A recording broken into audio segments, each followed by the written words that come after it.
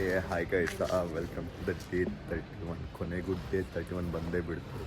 Actually ಹೇಳಬೇಕಂದ್ರೆ ಈ 30 days ಯಾವ ಥರ ಮುಗೀತು ಅಂತ ಕೂಡ ಗೊತ್ತಿಲ್ಲ ಗುರು. ಇಲ್ಲಿ ನಾನು ಬಂದುಬಿಟ್ಟು ಜಿಮ್ ಸ್ಟಾರ್ಟ್ ಮಾಡೋಣ ಅಂದ್ಕೊಂಡಿದ್ದು ನನ್ನ ನ್ಯೂ ಇಯರ್ ರೆಸಲ್ಯೂಷನ್ ಜನವರಿ 1 ಅಂತ. ಬಟ್ ಆ ತಪ್ಪು ಮಾಡಿಲ್ಲ ನಾನು. ಯಾಕಂದರೆ ಅದು ಒಂದು ರೀಸನ್, ಅದು ತಪ್ಪಿಸ್ಕೊಳಕ್ಕೆ ಒಂದು ರೀಸನ್ನು.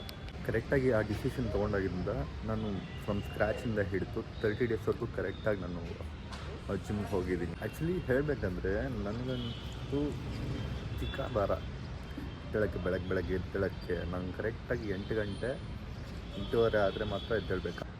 ನನ್ನ ಮೈಂಡ್ಸೆಟ್ ಹಿಂಗಂದರೆ ಬೆಳಗ್ಗೆ 8 ಗಂಟೆಗೆ ಎದ್ದೇಳಬೇಕು, 8:15ಗೆ ಎದ್ದೇಳಬೇಕು, ಆಫೀಸ್ಗೆ ಹೋಗ್ಬೇಕಂತ. ಆ್ಯಂಡ್ ಆಫೀಸ್ಗೆ ಹೋಗೋದು ಕೂಡ ತುಂಬ ಲೇಟು. ಈ 30 ಡೇಸಲ್ಲಿ ನಾನು ಶುಗರ್ ಕನ್ಸ್ಯೂಮ್ ಮಾಡಿಲ್ಲ ಆ್ಯಂಡ್ ಜಂಕ್ ಫುಡ್ ಕೂಡ ಅವಾಯ್ಡ್ ಮಾಡಿದ್ದೀನಿ, ಫುಲ್ಲಾಗಿ ಅವಾಯ್ಡ್ ಮಾಡಿದ್ದೀನಿ. ನೀವು ಕೂಡ ಈ ಥರ ಟ್ರೈ ಮಾಡಿ ಆಯಿತಾ, ನಿಜ ವರ್ಕ್ ಆಗುತ್ತೆ. ಅಂದರೆ ಡೈಲಿ ಪೋಸ್ಟ್ ಮಾಡೋದಾಗಲಿ, ಲೈಕ್ ನಿಮ್ಮ ಇದ್ರಲ್ಲಿ ಗೊತ್ತಾಗುತ್ತೆ ನಿಮ್ಮ ಕನ್ಸಿಸ್ಟೆನ್ಸಿ. ಡೈಲಿ ಜಿಮ್ಗೆ ಹೋಗೋದಾಗಲಿ, ಲೈಕ್ ಎಷ್ಟು ದಿನದಿಂದ ಹೋಗ್ತಿದ್ದೀರಾ ಅದೆಲ್ಲ ಟ್ರ್ಯಾಕ್ ಮಾಡ್ದಂಗೆ ಇರುತ್ತೆ. ಆ್ಯಂಡ್ ಇದು ಕೂಡ ನಿಮ್ಮ ಗ್ರೋತ್ಗೆ ಹೆಲ್ಪ್ ಆಗುತ್ತೆ ಫ್ಯೂಚರಲ್ಲಿ. ಬಟ್ ಒಂದ್ಸರಿ ಮೈಂಡ್ ಫಿಕ್ಸ್ ಮಾಡಿಕೊಂಡೆ ನೋಡಿ, ಆ ದಿನ ಫಿಕ್ಸ್ ಮಾಡ್ಕೊಂಡಾಗಿಂದ ಲೈಕ್ ಚೇಂಜ್ ಆಯಿತು, ತುಂಬ ಚೇಂಜ್ ಆಯಿತು. ಏನನ್ನಾಗಲಿ ಆಯಿತು, ಇವತ್ತಿಂದ ಸ್ಟಾರ್ಟ್ ಮಾಡಿ. ಇವತ್ತೇನೋ ಒಂದು ಕೆಲಸ ಅನ್ಕೊತೀರ ಅಂದರೆ ಇವತ್ತಿಂದ ಸ್ಟಾರ್ಟ್ ಮಾಡಿ. ನಾಳೆ ಅಂತ ಮುಂದಕ್ಕೆ ಹಾಕ್ಕೊಂಡು ನಾಡಿದ್ದು ಇಷ್ಟು ವೀಕು ಮಂಡೆಯಿಂದ ಆ ಥರ ಅಂದ್ಕೊಂಡು ಹೋದರೆ ನಿಜ ಹೇಳ್ತೀನಿ ಆಗೋದೇ ಇಲ್ಲ.